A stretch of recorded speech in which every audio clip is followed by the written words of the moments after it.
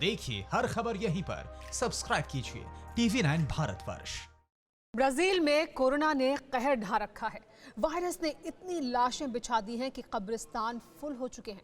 मशीनों से कब्र खोदी जा रही है।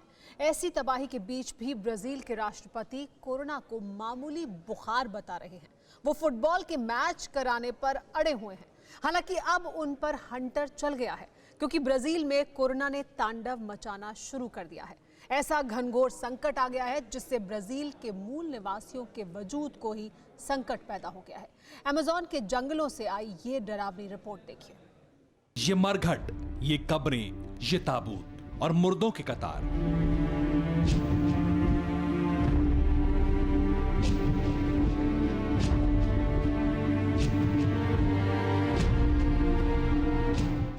इन्हें दफनाने की रस्म उस शहर में दिन हो या रात बदस्तूर जारी है।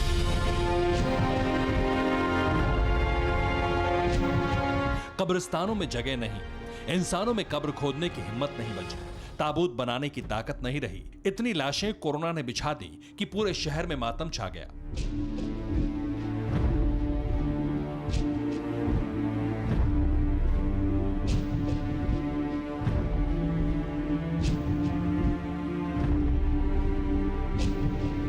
जहां देखिए मंजर खौफनाक है। यह ब्राजील का मनौस शहर है, जहां किलर वायरस का सबसे भीषण अटैक हुआ है।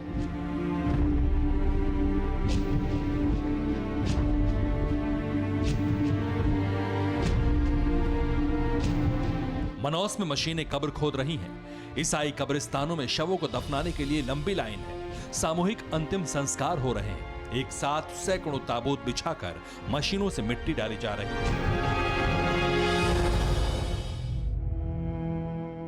कब्रिस्तान में लगे शिनाख्त की डंडियां देख रहे हैं, सबका रंग ताजा है। ये लाशें चंद दिनों पहले दफनाई गई हैं। ब्राजील में कोरोना का कहर इस कदर बढ़ता जा रहा है कि उस देश के मूल निवासियों का वजूद ही खतरे में पड़ गया है। ब्राजील में सबसे पहले कोरोना साओ पालो में पहुंचा था और उसके बाद राजधानी ब्रासिलिया समेत पूरे देश में कोरोना विस्फोट हो गया। अमेज़न के उन इलाकों तक भी कोरोना पहुंच गया जहां ब्राजील के मूल बाशिंदे बसते थे। फ्रांस और स्पेन को मिला दें तो उससे भी बड़ा इलाका है ये। जंगलों में रियो नीग्रो समुदाय में कोरोना तेजी से फैल रहा है। हजारों की जान जा चुकी है, जिससे आदिवासियों के अस्तित्व पर संकट मंडराने लगा है, क्योंकि ब्राजील के प्रेसिडेंट इस समुदाय से खार खाए हुए हैं। उन्होंने वायरस की मार झेल रही आबादी की अब तक सुध नहीं ली।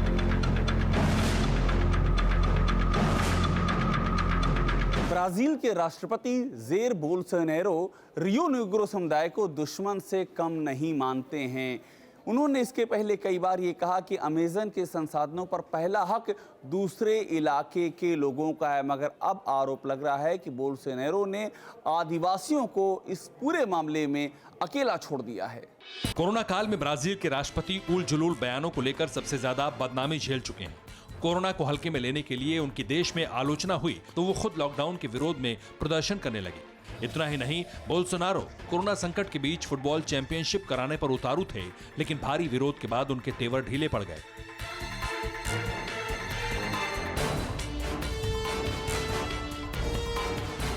खुद को मसीहा समझ रहे बोल्सोनारो को अदालत ने भी फटकार लगाई।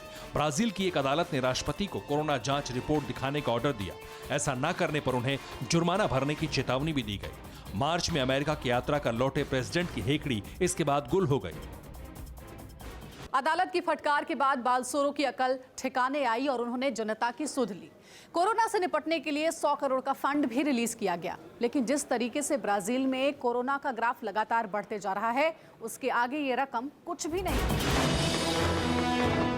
दुनिया में कोरोना से हो रही तबाही देखकर भी जो सिरफिरे सुप्रीम लीडर कोरोना को हल्के में ले रहे हैं, उनके खिलाफ अवाम गुस्से का इजहार कर रही है।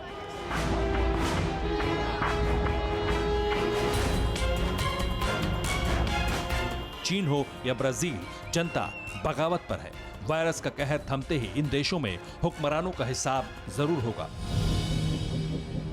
Bureau report, TV9 Bharatvarsh. परवाह देश की, सोमवार से शुक्रवार रात 10 बजे TV9 भारतवर्ष पर।